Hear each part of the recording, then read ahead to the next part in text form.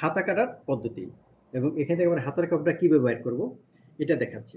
দেখেন তবুর লম্বা হয়েছে গিয়ে 59 ইঞ্চি লম্বা, 59 ইঞ্চি তবুর লম্বা। হাতার লম্বা হয়েছে গিয়ে 26.5 ইঞ্চি, 25.75। তো এখান থেকে আমরা এইভাবে দেখব যে লম্বা কতটুকু কাপড় আছে। আমরা সাধারণত 15 ইঞ্চি বাদ দিয়েই কাটি বড় তো হলে। এখান থেকে 15 ইঞ্চি বাদ দিলে আপনি দেখতে পাবেন এখানে আপনার লম্বা এই যে দেখেন এই যে 59 এতটুকু জায়গা রাখা আছে আপনার এই কাপড়টা নিজের খাপনা ভাঙার জন্য, নিজের যে আপনার নিচে পট্টিটা ভাঙে ওইটার জন্য এখানে কাপড় 5 ইঞ্চি 6 ইঞ্চি কাপড়ের অলরেডি থেকে গেছে আমাদের। দেখেন এই যে পুরো 6 ইঞ্চি কাপড় এখানে রয়ে গেছে, 6-7 ইঞ্চি। তো 15 ইঞ্চি বাদ দিলে হয়। তো আমরা আগে এখানে দাগ দিয়ে রেখেছি এই যে 15 ইঞ্চি, এই দেখেন এই যে 15 ইঞ্চি দাগ দেওয়া আছে। দেখুন আমরা এই হাতাটা কাটি, হাতা কাটার ভাব আপনাদের দেখাই যে কীভাবে কাটে। এইভাবে কাপড়টা আমরা বের করে নিলাম। আমার এই কাপড়টা দিয়ে এখন যেটা রয়ে গেল এটা আমাদের সামনে হবে। তো ওই পাটটা আমি পরে দেখাবো। এখন আপনি আপাতত এই হাতা কাটাটা দেখেন যে হাতাটা কাটি। আমাদের হাতার লম্বা 25.26, ইংরেজি হচ্ছে 25.75।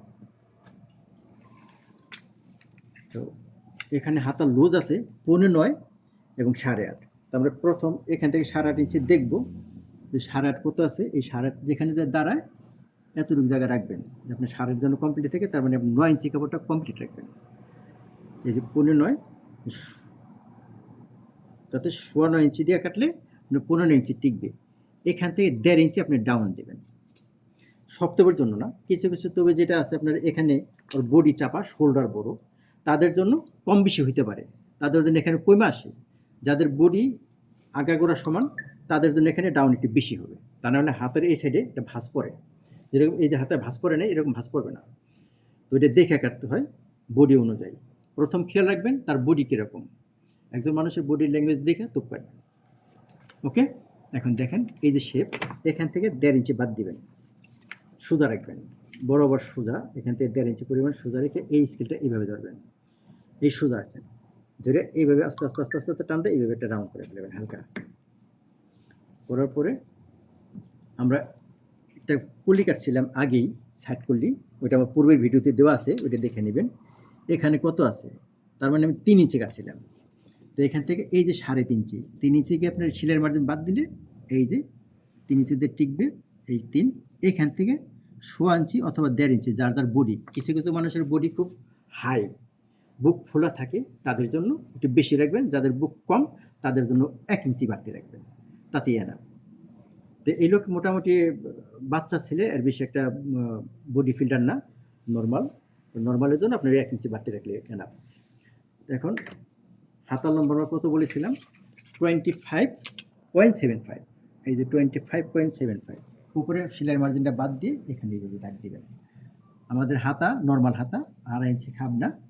2.5 ইঞ্চি কাপড়ার জন্য আপনার নিচে যে ভাঙার কাপড়টা রাখছি আমরা সেটা 5 ইঞ্চি, মানে যদি ডাবলে 2.5 ইঞ্চি হয়।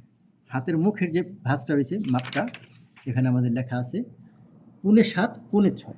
আপনার 7.5 হবে, কমপ্লিট থাকবে এই হাতার মাঝখানে। এই হাতার মাঝখানে আমরা 7.5 ইঞ্চি রাখলাম, হাতার মুখে থাকবে 6.5 ইঞ্চি। তাহলে এখানে কাতরা আমরা কমপ্লিট রাখবো 6.5, যেন সেলাইয়ের মার্জিনটা বাদ দিয়ে 6.5 ইঞ্চি কমপ্লিট থাকে। এই হয়ে গেল। এখন এখান থেকে এই দাগটা দিয়ে নেব স্কেলের বরাবর। একটু দেখেন এই সাইড একটু দেখি, এই যে ভাঁজটা দেখছেন, এই যে আমি স্কেলে যে দাগটা দিচ্ছি দেখছেন, স্কেল রাখার পরে অলরেডি আমার স্কেলের সাথেই এটা মিলে গেছে। যদি আপনি মাপ না নিতে পারেন তাহলে হয়তো নাও মিলতে পারে, কিন্তু আমরা যখন কাটি আমাদের এক্সপিরিয়েন্স হয়ে গেছে কাটতে কাটতে। যে জিনিস আপনি নতুন যারা কাটবেন তাদের জন্য এই মাপটা দিয়ে নিলে তাদের হাতা কখনো এখানে টাইট হবে না। কিছু কিছু হাতার মাপটা অনেক মোটা থাকে, কারো চিকন থাকে। যেমন আমি বলি আমার হাতা খুব চিকন, কিছু আছে তাদেরটা মনে করেন যারা ব্যায়াম ট্যাম করে তাদের মোটা থাকে। তো ওই অনুযায়ী দেবেন। যদি এই মাপটা দিয়ে রাখেন তাহলে কখনো হাতা এটা টাইট হবে না। এই হাত কেউ ফিটিং চায়, কেউ লুজ চায়, ওই মাপটা এখান থেকে রাখলে, এই জিনিসটা দিয়ে রাখলে সবসময় আপনি এরকম করবেন। এবং অনেক সময় দেখেন আপনি স্ট্রেট যদি কাটেন, যাদের হাতা লুজ তাদের এরকম স্ট্রেট দিবেন, যাদের হাতা মোটা তা না হলে শেপ দিয়ে দিবেন, তাতে হাতাটা শেপ অনুযায়ী স্কেলে সুন্দর থাকবে। এবার আমরা হাতাটা কাটবো, এবার হাতাটা কাটবো এখান থেকে এই সোজা নিয়ে যাবেন। এই যে জায়গা থেকে অল্প একটু তালপাত কাটবেন, 1/2 ইঞ্চি পরিমাণ। এই যে এত সাইডে দিলাম যাতে তার ওই ভাঁজটা না পড়ে, হাতে কখনো আর ভাঁজ পড়বে না। এখানে একটা খুটকা দিয়ে দেবেন, যে সেলাই করবে সে যেন বুঝে যে এই সেটটা সামনে থাকে।